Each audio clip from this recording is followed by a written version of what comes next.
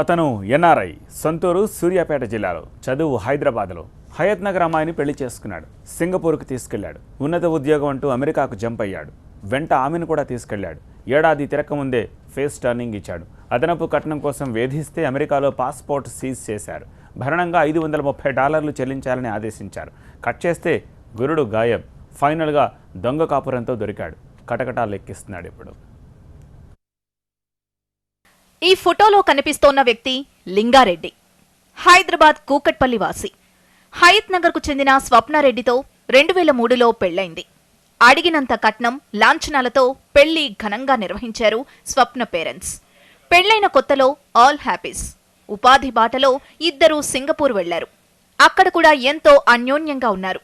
Delivery కోసమని స్వప్న హైదరాబాద్లోని పుట్టింటికొచ్చింది. Lingareddy Singapore నుంచి అమెరికా వెళ్లాడు. ఆ తర్వాత హైదరాబాద్కొచ్చి స్వప్నను తన వెంట అమెరికాకు తీసుకెళ్లాడు. అంతే, సాఫీగా సాగుతుందనుకున్న కాపురంలో ఒక్కసారిగా కలకలం రేగింది.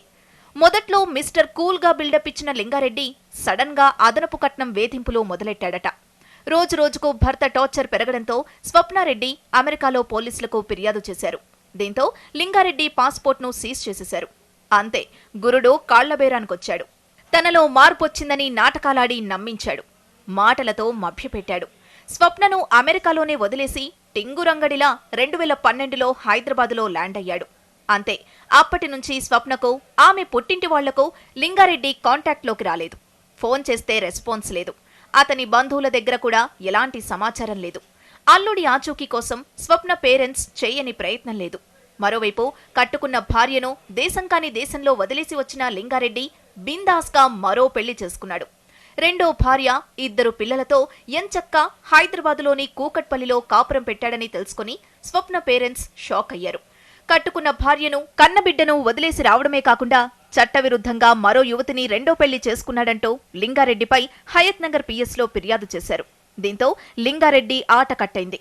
స్వప్నారెడ్డి తల్లిదండ్రుల ఫిర్యాదుతో లింగారెడ్డిని అరెస్టు చేశారు హయత్ నగర్ పోలీసులు. మా అమ్మాయికి 2003లో మే 22న మ్యారేజ్ చేసామండి. మేము చేసి ఏదో అందరిలాగా మా అమ్మాయి కూడా సుఖపడుతుంది కదా అని చెప్పేసి మా చేద కాకుండా అప్పులు చేసి పెళ్లి చేసాం. చదువుకున్నది సరే, మా అప్పులు తీర్చుకుంటాం, పోయి సుఖంగా బతికితే మాకు సంతోషం బాగుంటుంది కదా అని చేసాము. పంపించామండి. పంపించిన తర్వాత ఒక 6 months అలా కొంచెం పర్వాలేదు అంటే మా దగ్గరకు వచ్చిందిలే చేసిందిలే, కానీ కొంచెం కంప్లైంట్స్ తక్కువ.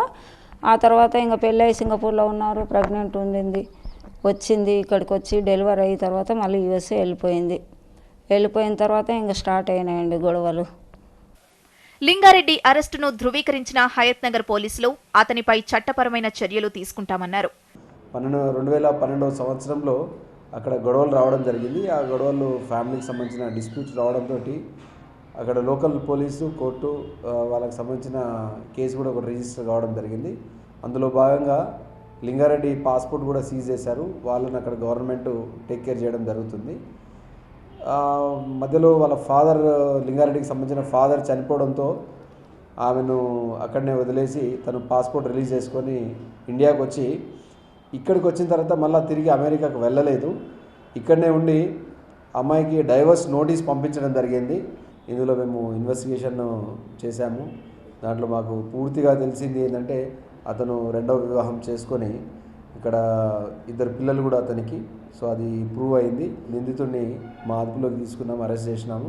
సో అతన్ని నిందితుడిని కోర్టుకు కూడా రిమాండ్ చేస్తున్నాము. ప్రస్తుతం స్వప్న చిన్నపాటి ఉద్యోగం చేస్తూ తన కూతురితో అమెరికాలోనే ఉంటోంది. లింగారెడ్డిని కఠినంగా శిక్షించి తమ బిడ్డకు న్యాయం చేయాలంటున్నారు స్వప్న తల్లిదండ్రులు, బంధువులు.